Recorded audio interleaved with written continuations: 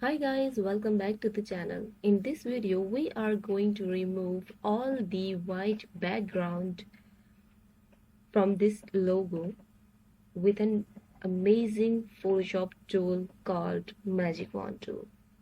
So let's get started.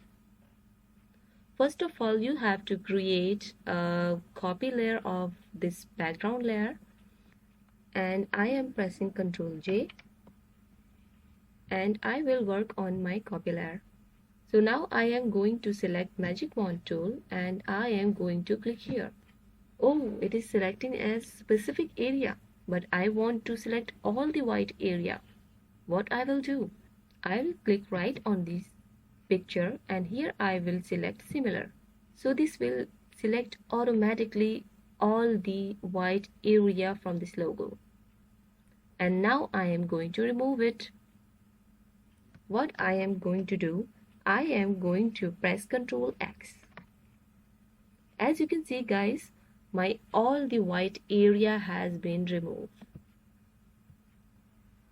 And this logo is become now completely PNG.